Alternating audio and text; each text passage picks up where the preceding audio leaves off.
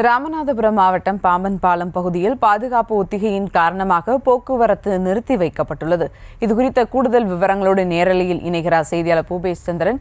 வணக்கம் பூபேஷ் சந்திரன். நாளை பிரதமர் மோடி வருகை தர உள்ள நிலையில் பாதுகாப்பு ஒத்திகையின் காரணமாக போக்குவரத்து நிறுத்தி வைக்கப்பட்டுள்ளது. இது குறித்த விவரங்கள்.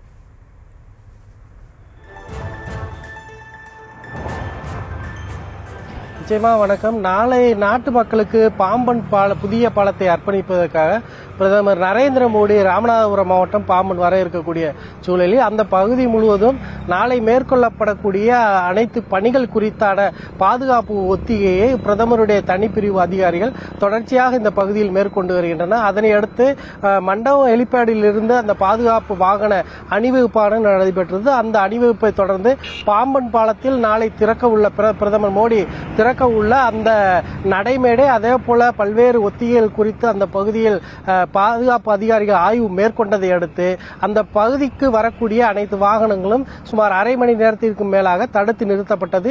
இதன் காரணமாக பாம்பன் பாலத்திற்கு முன்பாகவே ராமநாதபுரத்திலிருந்து வரக்கூடிய வாகனங்களும் அதே போல பாம்பன் பகுதியிலும் தடுத்து நிறுத்தப்பட்டது. அது மட்டுமில்லாமல் அந்த பாதுகாப்பு அணிவகுப்பு வாகனங்கள் அந்த பாம்பன் பாலத்தை கடந்து சென்ற பின்னரும் கூட இருபுறத்திலும் வரக்கூடிய வாகனங்கள் ஒன்றோடொன்று மறித்து நின்றதன் காரணமாக அந்த பகுதி முழுவதும் கடுமையான போக்குவரத்து நெரிசலானது ஏற்பட்டது. சுமார் ஒரு மணி நேரத்துக்கு மேலாக அந்த பாம்பன் பாலத்தில் மட்டுமே போக்குவரத்து நெரிசல் இருந்த நிலையில் அந்த பகுதியில் இருந்த போலீசார் தற்போது மெல்ல மெல்ல அந்த போக்குவரத்தை சரி செய்யும் பணியில் தொடர்ந்து ஈடுபட்டு வருகின்றனர். இதன் காரணமாக ஒரு மணி நேரத்திற்கு மேலாக காத்திருந்த அந்த பொதுமக்கள் அதே போல யாத்திரிகள் தற்போதுதான் அந்த பாம்பன் பாலத்தை கடந்து வரக்கூடிய சூழலானது நிலை வருகிறது.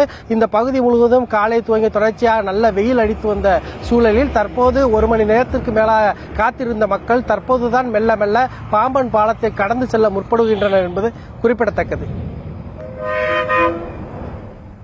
கள விவரங்களுக்கு நன்றி பூபேஷ் சந்திரன்.